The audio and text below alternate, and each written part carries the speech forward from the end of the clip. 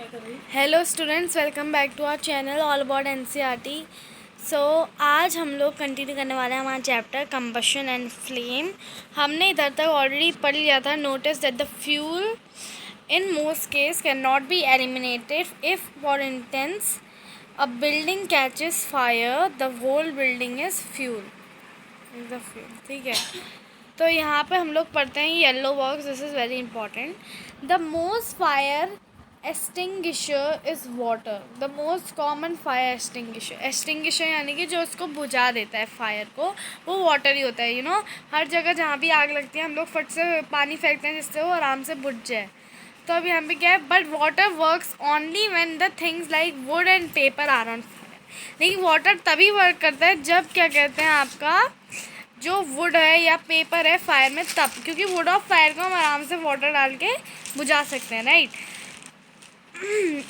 If electrical equipment is on fire, लेकिन अगर कोई इलेक्ट्रिकल इक्विपमेंट यानी कि कोई भी जो भी इलेक्ट्रिकल सामान होते हैं ना आपके, स्विचेस वगैरह, या आप लोग ऑफिस में देखते होंगे बहुत सारे इलेक्ट्रिकल सामान रहते हैं, कंप्यूटर्स में नहीं आते हैं, राइट। तो वाटर में conduct electricity and harm dose frying dose of fire, dose the fire. तो इलेक्ट्रिकल आइटम्स में क्या होता है, जब हम वाटर को डालते हैं तो वो इलेक्ट्रिसिटी और बना सकते हैं, right. Water is a good conductor, तो और इलेक्ट्रिसिटी बना सकता है, और इलेक्ट्रिसिटी को कंडक्ट कर सकता है। और जो जिसमें फायर लगी है उनमें तो ऑलरेडी फायर लगी है, लेकिन और ज़्यादा फायर आने की वजह से वो और ज़्यादा डैमेज हो सकता है। Water is also not suitable for fires involving oil and petrol.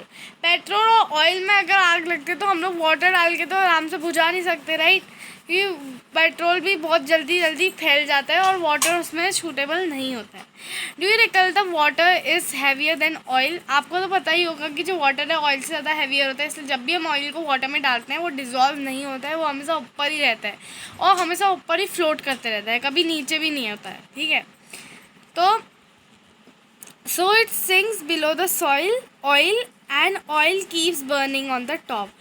वो ऑयल के नीचे जम जाता है और ऑयल जलाते रहता है, अपना काम करते रहता है। For fire involving electrical equipment and inflammable materials like petrol, carbon dioxide, CO2 is the best in extinguisher, ठीक है। तो अब देखो इक्विपमेंट, जो इलेक्ट्रिकल इक्विपमेंट्स होते हैं उनके लिए इनफ्लेमेबल मटेरियल, इनफ्लेमेबल जो अच्छी तरह कंबस्टिबल होते हैं, जिनमें आग लगते ही बिल्कुल एकदम फ्लेम टाइप का जल जाता है, मतलब बहुत ज़्यादा चिंगारी टाइप की आ जाती है, आग लग जाती है, मतलब उनको हम इनफ्लेमेबल सब्सटेंसेस कहते हैं। जैसे कि हमने पढ़ाई था इग्निशन टेम्परेचर वाले में, जो ऊपर आपको दिया गया था। अगर आपने ध्यान से पढ़ा होगा मेरा पहला वाला वीडियो तो आपको वो आ जाएगा। तो यहाँ पे देखो,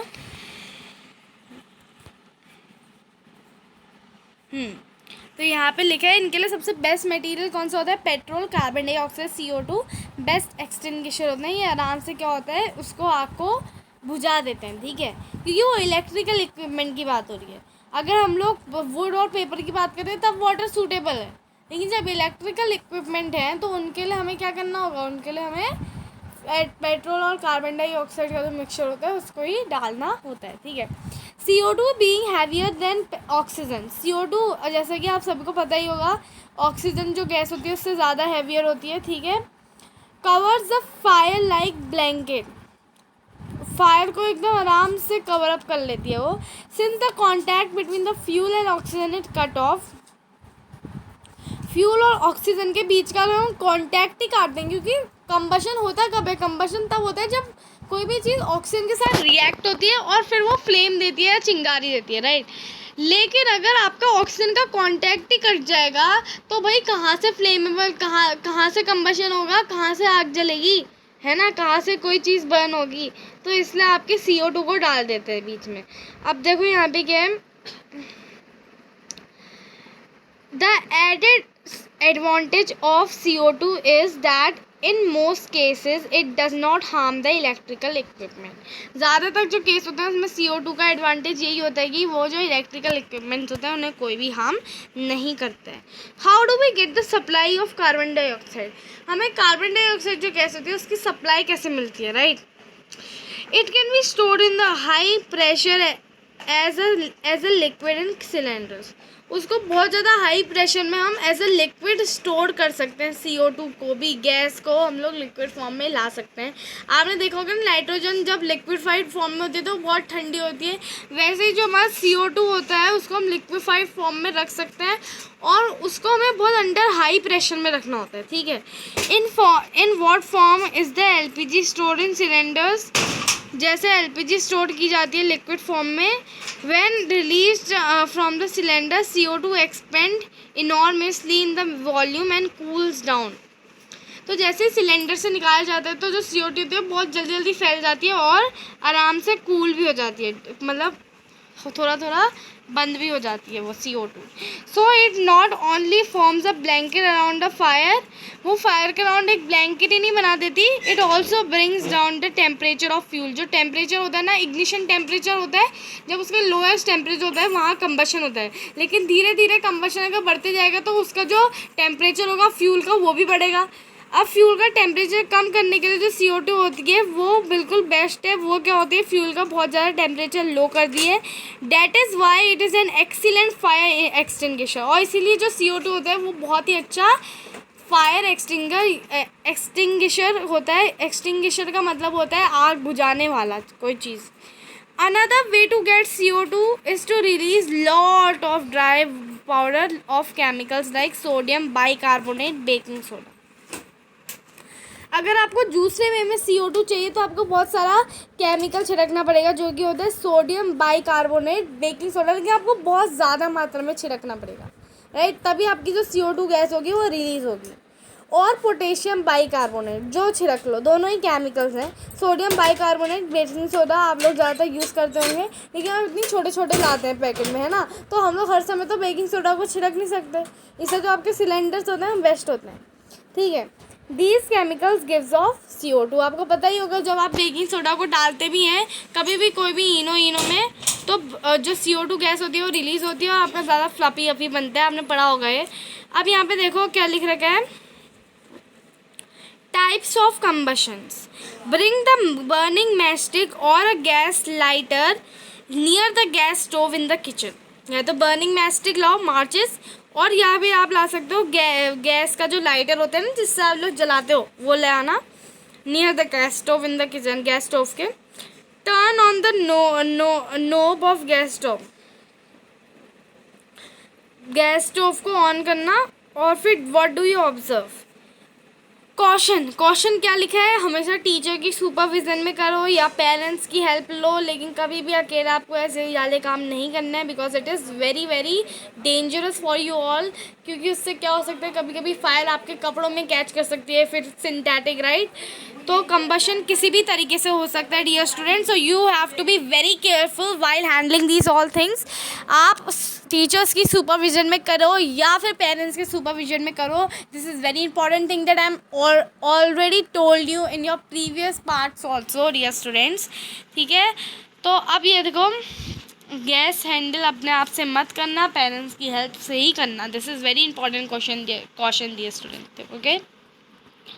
We find that gas burns rapidly and produce heat and light। जैसे ही हम बिल्कुल वो लाइटर जलाते हैं तो गैस फट से आ जाती है निकल के, राइट, एंड प्रोड्यूसेस हीट तो प्रोड्यूस करती है और एक फ्लेम टाइप का लाइट आग जैसी भी रिफ्यूज़ होती है, right. Such combustion is called rapid combustion, क्योंकि फटाफट होना है, यूँ हमने बस लाइटर दबाया और फट से गैस बाहर आ गई, right. There are substances like phosphorus which burns in air at room temperature. कोई कोई सब्सटेंसेस होते हैं फॉस्फोरस डियर स्टूडेंट, ये देखो इस शब्द को, फॉस्फोरस, जो कि which burn in air at the room temperature, जो एयर में बर्न होते हैं रूम टेम्परेचर में, ठीक है।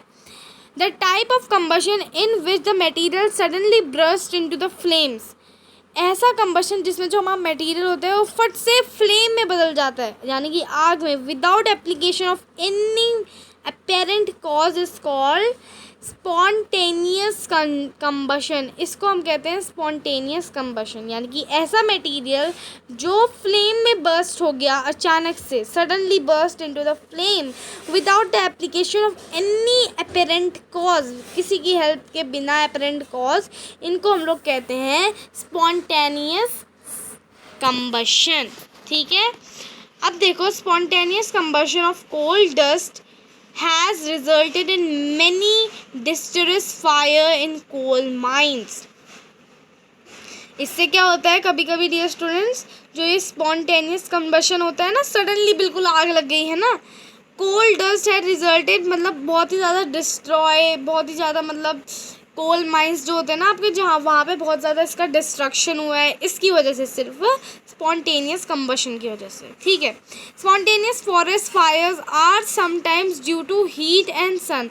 आपको पता है, अभी हमने थोड़े मतलब प्रीवियस पार्ट्स में, या आप लोग मान लो फर्स्ट या सेकंड पार्ट में मैंने इसके बारे में बताया होगा कि सूखी घास होती है ना जंगल में, अचानक से उसमें आग लग गई, फिर पूरे जंगल में आग फैल गई, राइट।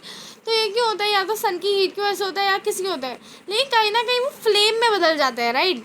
वो तो ये वाला जो हमारी चीज़ होती है, इसको हम क्या कहते हैं, स्पॉन्टेनियस कंबशन कहते हैं, ये वहाँ पे होता है, राइट। तो यहाँ पे देखो, due to heat of sun और due to the lightning strike, ठीक है। However the most forest fires are due to carelessness of human beings, लेकिन ज़्यादातर जो फायर होते हैं फॉरेस्ट में, वो ह्यूमन बींग्स के केयरलेस नेचर की वजह से ही होते हैं। It is important to remember that the camp fires must be completely extinguished before leaving a forest after a picnic और अ विजिट। कैंप फायर जो होते हैं, मतलब जी जो होते हैं कम्प्लीटली एक्सटिंग्विश, पूरे बुझ जाने चाहिए, या फिर आप हटा देने चाहिए आपको सारे जो सूखी घासें वगैरह होती हैं, जब आप पिकनिक से आ जाते हैं या फिर आपने विजिट कर ली होती है, उसके बाद ये सारा काम होना चाहिए। लेकिन ह्यूमन बींग्स ऐसा नहीं करते हैं, इसलिए तो आपकी जो फायर आए कॉज होती है, और इसको हम लोग कहते हैं spontaneous combustion, right. We generally have fireworks on festival days. आपको तो पता ही होगा कि फेस्टिवल डेज में तो हमारा बहुत सारा फायर वर्क वगैरह बहुत सारी चीज़ें होती हैं, लेकिन फायर वर्क तो भाई फेस्टिवल के टाइम पे बहुत ही फेमस होता है। आजकल तो शादियों में भी भाई फायर वर्क होने लग गया, राइट। तो यहाँ पे देखो, when a cracker is ignited यानी कि उसके लोएस्ट टेम्परेचर पे हीट किया जाता है, क्या होता है, sudden reaction takes place with a evolution of heat, light and sound. एक सडन मतलब अचानक से क्या होता है, हीट, लाइट और साउंड प्रोड्यूस होती है ना, इवोल्यूशन होता है हीट, लाइट और साउंड का। कब? जब आप उसको इग्निटेड करते हैं, यानी कि उसके लोएस्ट टेम्परेचर पे हीट करते हैं, ठीक है। A large amount of gas formed in the reaction is elaborated, और बहुत अमाउंट की गैस भी आपकी इलेबरेट करती है। Such a reaction is called explosion. इस रिएक्शन को हम कहते हैं एक्सप्लोजन, क्योंकि इसमें सडन हो रहा है ना हर चीज़, मतलब अचानक से हीट आ गई, लाइट आ गई, साउंड आ गई, और आपकी कहीं ना कहीं गैस भी इवॉल्यूट हो रही है, राइट। तो इसको हम लोग क्या कहते हैं, एक्सप्लोजन कहते हैं। Explosion can also take place if the pressure is applied on the cracker. Explosion तब भी प्लेस कर सकता है जब आप प्रेशर अप्लाई कर रहे हैं किस पर, क्रैकर में, जो आपका पटाखे हैं, राइट। फ्लेम, अब आ जाओ यहाँ पे फ्लेम में क्या है। Observe on LPG flame. Can you tell the colour of flame? क्या आप कलर ऑफ फ्लेम बता सकते हो मेरे को? अजीब सा कलर आता है, राइट, रेड, येलो, ऑरेंज, जो भी कहो, ठीक है, कमेंट में ज़रूर बता देना, ठीक है मेरे को। अब देखो यहाँ पे, what is the colour of candle flame? Candle flame का कलर कैसा होता है dear students? Whenever you see candle flames, पता है मैं जब कैंडल फ्लेम को देखती हूँ ना, थोड़ा थोड़ा ऑरेंज, येलो कलर आता है, ब्लू कलर भी आता है ना थोड़ा थोड़ा, तो मतलब कैंडल फ्लेम ऐसी ही दिखती है, राइट। आप लोग अपने ड्रॉ भी करते होंगे, मतलब दिवाली का पोस्टर या किसी में, तो कमेंट में मेरे को ज़रूर बताना कि आपको क्या दिखता है कैंडल फ्लेम का कलर, ठीक है। Recall your experiences of burning a magnesium ribbon in class 7। Class 7 में हमने फिजिकल और केमिकल चेंजेस वाले चैप्टर में पढ़ा था, कैसा अपना मैग्नीशियम जो रिबन होता है वो बर्न होता है, राइट। तो मैग्नीशियम रिबन कैसे बर्न होता है सबने देखा होगा, राइट। एक बिल्कुल ऐसी आग फ्लेम जैसी रही है, मैं दिखा देती हूँ आपको, आपके इसमें भी दिया है उन्होंने, ये देख रहे हो, ये है आपका मैग्नीशियम रिबन जो बर्न हो रहा है, अजीब सा मतलब फ्लेम प्रोड्यूस हो रहा है, राइट। ये मैग्नीशियम रिबन है बेटा, ठीक है। अब यहाँ पे मैं आ जाते हैं हमारे प्रीवियस पेज में जहाँ पे हम लोग थे, ठीक है। तो अब यहाँ पे देखो, if you do not have experience of burning remaining items in table 4.2, हमने देखा था ना table 4.2, you can do it at now. यहाँ पे भी आप लोग कर सकते हो, ठीक है। अब देखो यहाँ पे एक एक्टिविटी और है, पहले इसको करते हैं फटाफट, ठीक है। हाँ, तो यहाँ पे देखो क्या है एक्टिविटी, हम लोग फटाफट करते हैं यहाँ पे। बताना है हमें मटेरियल्स हैं कुछ, candle, magnesium, camphor, kerosene, stove और चारकोल। हमें बताना है कि ये फ्लेम फॉर्म करते हैं, आग जलाते हैं या नहीं जलाते हैं। कैंडल, जब आप कैंडल को बर्न करते हैं डियर स्टूडेंट्स, क्या होता है? फ्लेम प्रोड्यूस होता है, तो इसमें तो मैंने टिक मार दिया। मैग्नीशियम ऑब्वियसली फ्लेम प्रोड्यूस होता है। कैम्फोर, कैम्फोर जब आप जलाते हैं फ्लेम प्रोड्यूस होता है कि नहीं होता है? कैम्फोर डियर स्टूडेंट आपका एक प्रकार का केमिकल होता है, तो कहीं ना कहीं इसमें भी होता है, ठीक है, फ्लेम प्रोड्यूस। कैरोसिन स्टोव में भी होता है। और चारकोल आपका एक तरह का वुड होता है, जली हुई वुड, उसको जब आप जलाते हैं तो कहीं ना कहीं आपका फ्लेम प्रोड्यूस होता है।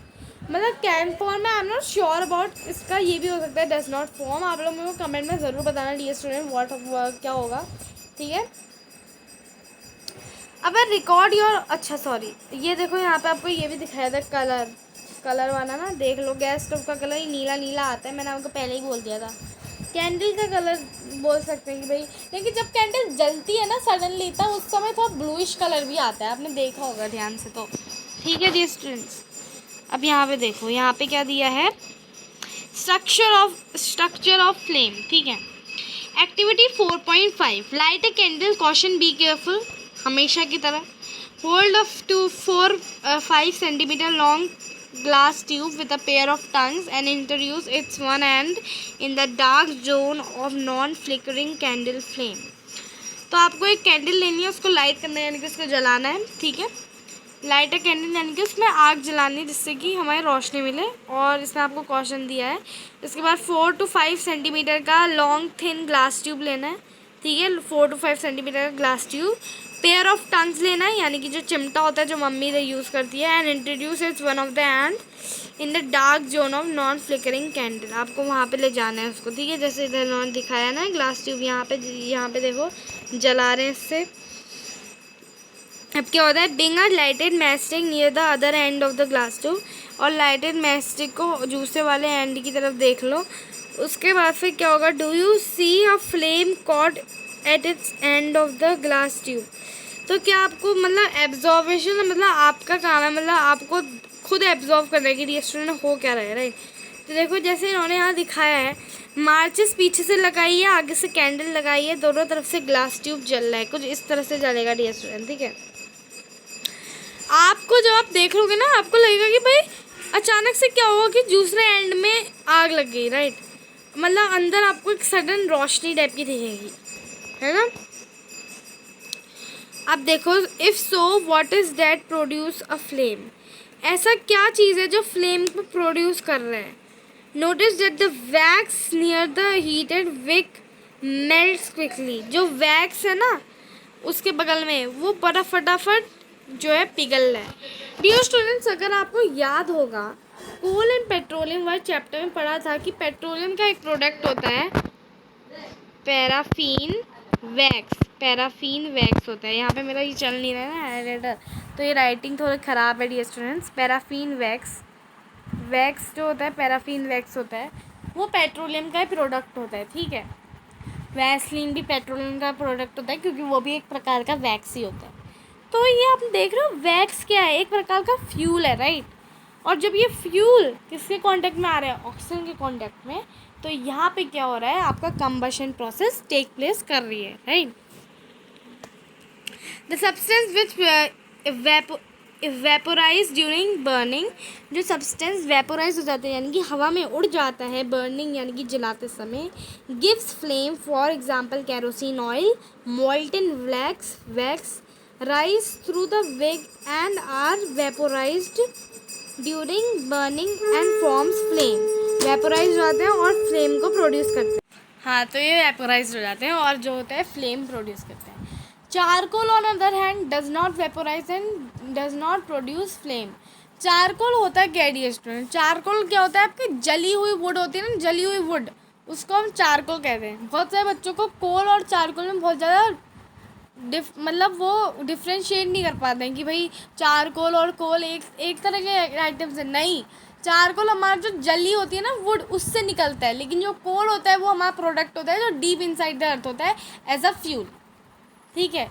तो चारकोल जो होता है हमारा फ्लेम प्रोड्यूस नहीं करता डियर स्टूडेंट। जो आपकी टेबल थी इसमें मैंने फ्लेम प्रोड्यूस करता है लिखाया था, फ्लेम प्रोड्यूस नहीं करता है। कहीं ना कहीं मेरे को चारकोल में स्टक कर रहा था, लेकिन चारकोल जो है हमारा ऑलरेडी जला हुआ प्रोडक्ट है, तो जब उसे हम जलाएंगे तो वो सिंपली बर्न होते रहेगा और धुआं छोड़ते रहेगा कार्बन डाइऑक्साइड, लेकिन वो फ्लेम प्रोड्यूस नहीं करेगा, ठीक है। और कैफर का भी आप लोग कंफर्म करिएगा, ठीक है। अब यहाँ पे देखो, यहाँ पे क्या लिखा है, could the vapor of wax coming out of the glass tube be the cause of flame produce? क्या जो वेपर आपका जो आपकी वेपर होती है ना, मतलब हवा टाइप की वैक्स से बाहर आ रही थी ग्लास ट्यूब से, तो क्या वही एक कारण था कि जो आपका फ्लेम प्रोड्यूस हो रहा था? पढ़ते हैं आगे।